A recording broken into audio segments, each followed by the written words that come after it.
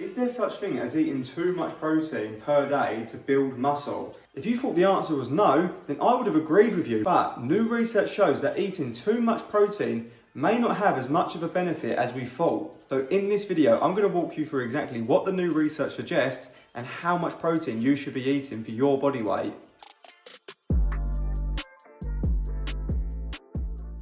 Now, the fitness industry will have you believe that you need to be eating 2.2 grams of protein per kilo of body weight or 1 gram of protein per pound of body weight. And that's the perfect amount that everyone needs to be eating to build the most amount of muscle. But recent meta-studies show that in resistance trained men, basically men who go to the gym, showed that muscle growth actually plateaued around 1.6 grams of protein per kilo of body weight or about 0.7 grams per pound of body weight. And that eating more protein didn't equal more muscle growth. When we go to the gym and lift weights, this puts tension on the muscle fibers, which creates microscopic little tears inside the muscle fibers, as you can see here. Then this sends a signal to the brain and body that we need to repair this muscle damage. This is where protein comes into play. The amino acids from protein is what repairs the muscle through a process called muscle protein synthesis. Put simply, protein is the building blocks to repair muscle fibers. It patches up the damaged fibers and builds them back slightly thicker. Over time, this is how you build bigger muscles. Damage, repair, damage, repair. And then once your body uses the protein it needs to repair the muscle, it doesn't just use the extra protein to build the muscle bigger.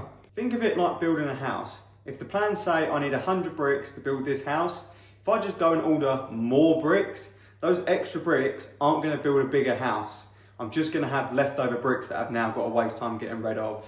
And it's the same when it comes to eating more protein. Once your body uses what it needs, it isn't just going to use that extra protein to just build more muscle out of nowhere. Your body's now got to decide what parts of the protein it can use and the rest to get rid of. So now we've looked at how much protein you should be eating and how it repairs the muscle. Now let's look at how protein can impact your fat loss.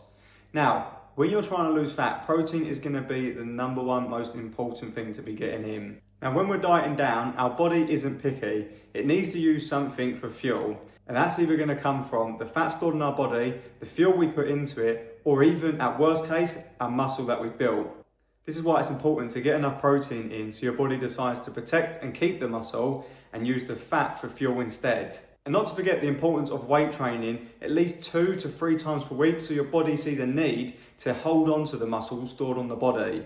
And that's everything. Now you know exactly how much protein you should be eating and how it affects building muscle and losing fat. And if this video helped, then I highly recommend you go watch my last video where I explained how lifting weights is better for fat loss than doing excessive cardio. So go check it out. And as always, my links for coaching are in the description below, and I hope to see you in the next one.